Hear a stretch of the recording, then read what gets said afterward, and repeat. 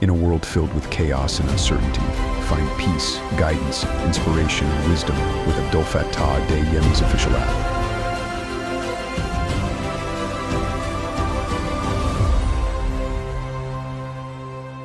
أعوذ بالله من الشيطان الرجيم بسم الله الرحمن الرحيم إن الحمد لله نحمده ونستعينه ونؤمن به ونتوكل عليه ونعوذ بالله من شرور أنفسنا وسيئات أعمالنا من يهدي الله فلا مضل له ومن يضلل فلا هادي له وأشهد أن لا إله إلا الله وحده لا شريك له وأشهد أن محمدا عبده ورسوله.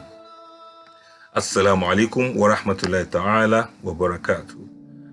My name is Abdul Fattah Adeyemi, and we want to speak about a Profesh approach to Ramadan. So what are the intentions that you are going to set before you can get it right this time around? In order to fast for the right reason, you have to be sure that your intentions are okay. You have to be sure that your intentions are straightforward and they are not messed up in any way. So in order not to fast for the wrong reasons, it's important to understand that fasting in Islam is not all about dieting. It's not a divine weight loss plan. And nonetheless, fasting allows the digestive system to rest from normal need to process and break down food, thereby cleansing the body of accumulated toxins. Yes, we know it's going to remove the toxins in your system, but you've got to understand also that's also supposed to remove the accumulated toxins of sins in your system, in your psyche, and in your iman. Fast may offer a helping hand as part of the larger process of developing strength of will about food, to develop that willpower of anything that surrounds food. But this is not an all-in-all means to burn out your calories or to melt your fat in weight loss. It is much more than that. So fasting is not observed to bribe Allah in order for him to cover up our goofs or to make him look the other way when we commit new sins. Fasting is not to compel Allah to show compassion or to force him to show mercy. Fasting is not to convince Allah to change his mind on something or to bend his will in order to grant your wishes. Fasting is not like an ATM where you just draw your iman away from there without having put any ibadah inside. Fasting is not to gratify Allah in exchange for a favor or to make Allah feel bad for not blessing you the way you want. Ramadan fasting is also not for show off. It's not a sort of reality show. Ramadan is not a scripted act. It is not a drama to impress or entertain the people, so that people will be like, yes, this is one holy person. MashaAllah. Oh, subhanallah. It is not a reality show where you move around having taste of people's iftar here and there, and then you go back to start commenting on social media, we ate one iftar yesterday. Fasting is not a reality show where you put everything out there for people to see your new Ramadan couture. Your new Ramadan outfit, special hijab, new jalabiya, well ironed and starched cap, very long tasbih, or very, solar powered rosary, tasbih counter, that kind of thing. You don't have to carry recharge batteries power bank batteries all around because you want to power your tasbih and people will know that you just did la ilaha illallah 1 million times, that kind of thing. No, be very sure you are not approaching this Ramadan as if somebody is filming you. The way people will do when they go for Umrah and for Hajj and stuff like that, and somebody will be doing labbaik Allahumma labbaik and be doing selfie, showing themselves on video and streaming live on TikTok because you are doing Tarawih. You know what I mean?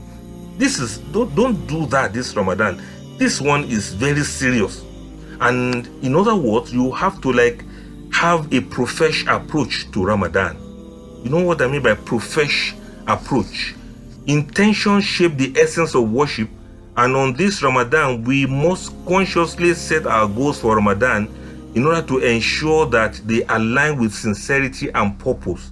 So a Profesh approach to Ramadan is a professional approach.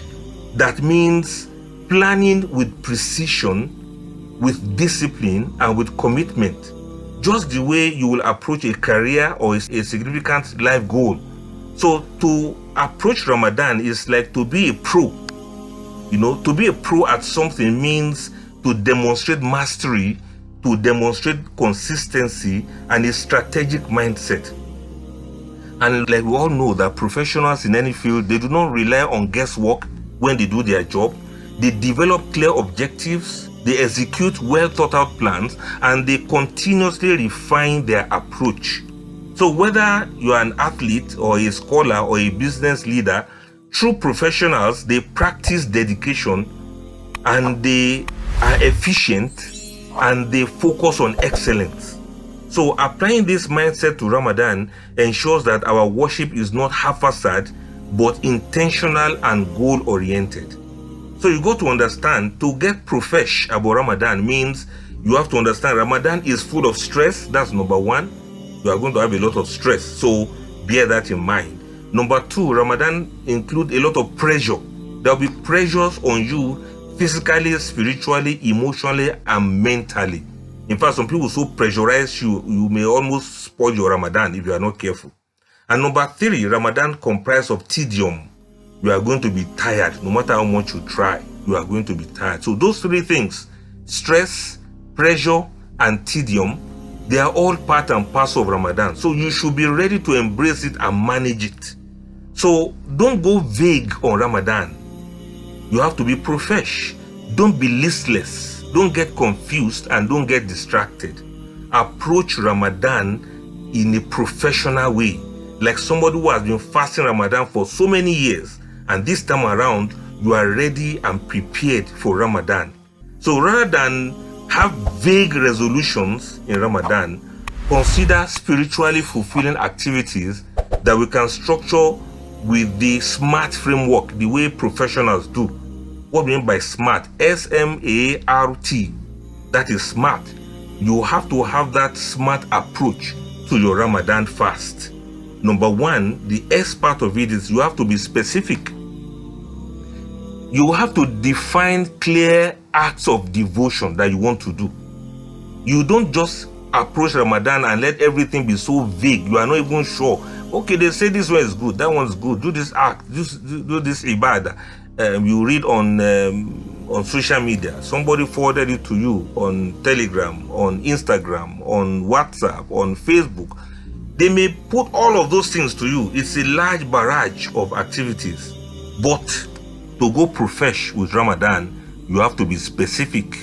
For instance, you have to commit to reading a specific number of pages from the Quran every day, rather than a vague intent to say, I'm going to read more, or I'm going to read a lot of Quran. There's nothing like a lot of Quran. You must be specific that, okay, this Ramadan, I'm going to approach it as a professional. I want to be reading 2 pages from the Quran every day, come rain, come shine, something like that. I'm not saying you should read only 2 pages, so you can read many more than that. But try to be specific for once, and this is very useful. Number 2, M, that is, your activities have to be measurable. Yes, you have to track your progress, such as completing a set of number of extra nawafils, or memorizing a designated portion of the Quran, or repeating certain number of litanies on a daily basis. Let's say you want to pick Astaghfirullah, for instance, now as one of your litanies of Adhkar. That Astaghfirullah, you should say, I'm going to do, for example, 300 Astaghfirullah every day in Ramadan. Come rain, come shine, no matter how tired I am, I'm going to do 300, or let's say minimum of 300 Astaghfirullah. And if Allah so help you, you'll be like, okay, let me try it this way. Let's say after every salat, I'm going to be reciting Astaghfirullah 60 times, for instance. I'm just mentioning all of this as an example for you to know that you are going to let things be measurable. This is the number of nawafil I want to be doing every day. Nafila, that is, every day, extra nafila apart from the regular 5 daily prayers. Every night in Ramadan, before I eat my sahur, I'm going to be making 4 rakats of nafila. So let it be measurable to the extent that even if you draw out a timetable, you are going to be checking it every day on a daily basis. Quran recitation, check. Astaghfirullah, check. Something like that. Then number 3, that is S.M.A. of SMART this time around. A means it has to be achievable. You have to set goals that are within your reach. You have to avoid unrealistic burdens that you put on yourself. If strongly with night prayers, you have to start with at least 2 rakats and then you build gradually from 2 rakats.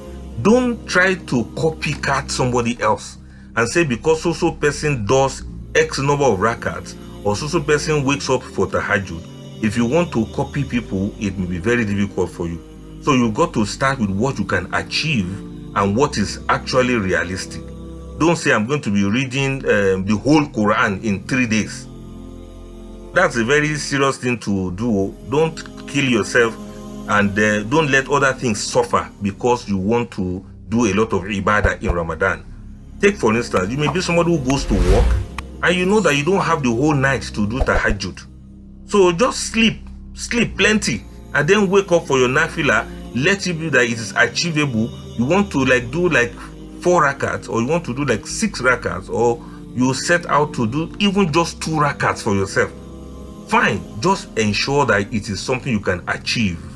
And then the R part of the SMART, in order to be Profesh with this Ramadan, is for you to set realistic goals for yourself. Be realistic with yourself. Now you see the previous one I mentioned sounds similar to this when I say it has to be achievable. But this time around, you have to be realistic. Let this align with your personal capacity and your personal circumstances and your consistency. So I've mentioned 3 C's there: capacity, circumstances, and consistency. Is this something you can do? Is this something that's within your goal realistically? Your circumstances, does it warrant that you should be able to do this? And then how consistent can you be without breaking it? That is, the Prophet ﷺ said, Allah loves a deed that is consistent even if it is small. So be realistic. A realistic goal ensures steady progress without burnout, without looking as if it's a show, as if you are being punished for Ramadan. Ramadan is not a punishment, you know. Just ensure that you are steady and you don't burn yourself out. For example, if you have a busy schedule, you are aiming to complete the entire Quran, you may be very overwhelmed. But committing to reading a few pages daily is more sustainable. Just that is, stay within what you can do realistically. So rather than pledging to give large sums of money in charity all at once, you can set aside a small daily amount in more practical and achievable way over the whole month. Don't say you want to be feeding 200 people every day for iftar. And I'm not saying this only for those people who are doing it as a group, for those who want to do it as individual also. Don't overcommit in a way that is not realistic. You now start begging people around. Assalamu alaikum, we are feeding 10,000 people in our masjid, and wallahi, we only fed them for only 2 days. We run out of resources. And then the 3rd day, people will come and gather. They want to come and eat your fried rice and whatever. Only for them to be disappointed that there's nothing for them. And you'll be like, sorry, it's because we don't have money to feed you again. You can go back to your house. That kind of thing can be very embarrassing. So be realistic, either as an individual or as a group. The people you have already promised you are going to be feeding them iftar in your area, in your environment, your subordinates, the people in the street, some of the widows around, or some of the homeless people around. Don't go commit yourself and then you see that you are not able to keep it up. That's what I'm trying to say. You see, I'm rewinding and replaying this over and over again because I want us to really be realistic. Then the last one of the SMART is timely. Assign deadlines to goals. Complete a chapter of the Quran, maybe one hizb of the Quran or one juzu of the Quran every week. Let's say from Saturday to Friday, Or if it's only in weekend, you have more time, then you go ahead, do weekend. Set that time, or increase your zikr, remembrance of Allah, before sahur and after iftar, something like that. So drop everything, including food, to be in the mosque early for Taraweeh. That's another thing. Let me tell you something that may sound funny to you. You know they call it Taraweeh for a reason. It's Taraweeh, not Tarami. It is we for all of us. Taraweeh is what it is, not Tarami or not Tarayu. It's Taraweeh for all of us. Sorry, that's not Arabic. I'm just making it up. What I need you to understand is this is Ramadan. You will spend the past 11 months praying on your own nafilat. This Ramadan is supposed to be special, and I want all of us to treat it special. If you have a masjid around you, or there's a place you need to go to pray in congregation, please, I want to encourage you to do that. In fact, go with some very nice prayer mat and then create a very beautiful space for yourself. Participate in this month of Ramadan as much as you can. So be timely, keep to time, don't miss a rakah. Don't be somebody who will just be, you eat too much and then you cannot go for Taraweeh. Or you eat too much, then the Imam is reading long surah in Taraweeh, you start cursing the Imam in your mind. Can you imagine this Imam is trying our Iman, subhanAllah. It's not the Imam, it's you that ate too much. So keep to time, go to the masjid in good time, and if you like, dress well, go to the Taraweeh in good time, stay in the front row if you can as a man. As a woman, get a very comfortable place to sit, because you go there in good time if you must go for Taraweeh. I hope we do understand this smart way in order to be Profesh with Ramadan. So by treating Ramadan with the same level of dedication and strategy as a professional commitment, we can maximize the reward and ensure meaningful spiritual progress in Ramadan. And let me begin to wind down by telling you also that Ramadan is a form of retreat. Ramadan is a retreat both physically and spiritually. It's a form of retreat to gain a reconnection with Allah subhanahu wa ta'ala by purifying our souls and engaging the mind in a deep reflection on the purpose of our existence and the destiny of humanity. It's like gaining control over yourself, a sort of personal victory over the dictates of the flesh, and a rigorous personal journey towards attaining the state of taqwa.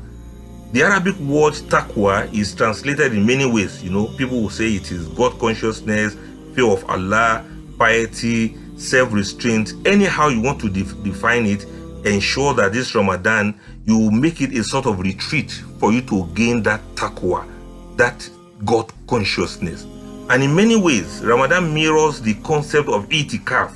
Don't forget that it's within this Ramadan that we are going to have itikaf. That's the sunnah practice of secluding yourself in the mosque during the last 10 days of Ramadan for worship and reflection and devotion.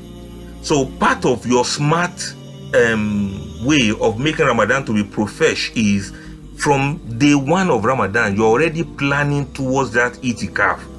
If you are going to apply for leave period from your office, or you are going to take some days off from your engagements, if you are an entrepreneur, you are going to have already satisfied your customers before that time, plan towards that itikaf. And you okay, I'm going to do itikaf for 3 good days, and these are the things I'm going to do. So you start planning from the first day of Ramadan, not the last all of this fire brigade kind of approach that we do. So even for those that are not in formal itikaf, the month itself creates a structured environment where you can retreat from excessive indulgence in food, entertainment, and unnecessary talk. You have to focus instead on prayer, on Quran recitation, and an act of charity. You have to prepare the heart and the mind. You have to prepare by doing a lot of istighfar and welcoming the nights of Ramadan the way you are going to welcome the whole of the days of Ramadan. The Prophet ﷺ said, إِذَا جَاءَ رَمَضَانَ فُتِحَتْ أَبْوَابُ الْجَنَّةِ وَغُلِقَتْ أَبْوَابُ النَّارِ وَصُدِفَتِ الشَّيَاطِينِ. That when the month of Ramadan comes, when the month of Ramadan starts, the gates of heaven are opened and the gates of hell are closed and the devils are chained. So that is another reason why you have to approach Ramadan as a kind of retreat. And finally, Ramadan is unique among the pillars of Islam. It's not just an ordinary obligation. It's compulsory, but it's an opportunity for immense spiritual growth. If you are a woman that is excused from fasting, or if you are sick or whatever thing, if you are a traveler, just like the scholars normally explain to us, then you know that you should take advantage of the freedom that you have within that period of time. It's a pillar, but other pillars of Islam, if you notice very well, they are more about active engagement, just like salat and charity. But what differentiates and distinguishes fasting from the others is its emphasis on what not to do. You get it? While other pillars will tell you what to do, Ramadan is more about what not to do. It's more of don't do than do. It's more of abstinence from food and drink and other physical indulgences. We cultivate also self-discipline. We cultivate patience and mindfulness of Allah. We are told not to engage in qawlu, that is false witnesses, bearing false witnesses, in lagwo, that is useless talks.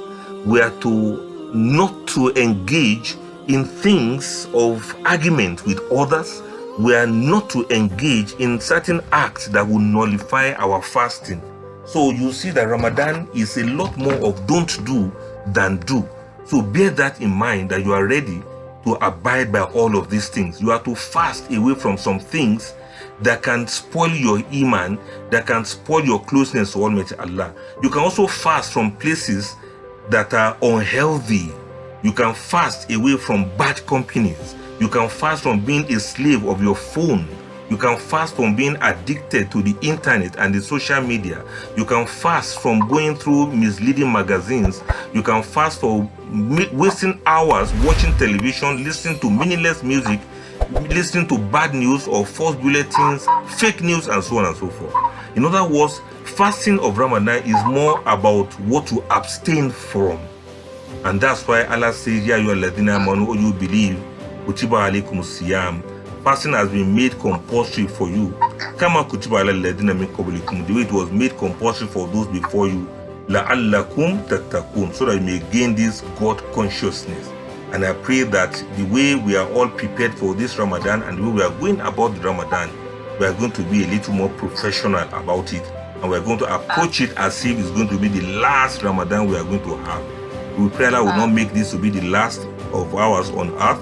And we pray that Allah is going to give us the strength and the energy and the wherewithal and the devotion and dedication that the fasting in the month of Ramadan require. May this Ramadan be a source of immense blessings, guidance, and spiritual elevation to all of us as we approach Ramadan professionally. Assalamu alaikum wa rahmatullahi ta'ala wa barakatuh.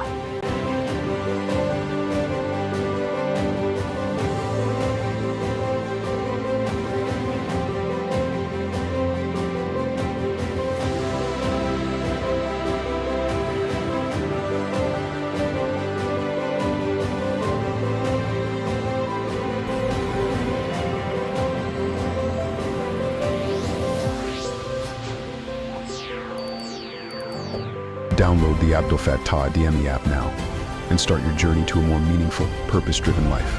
Available for free on the App Store and Google Play. Join the community. Transform your life. Edit your universe.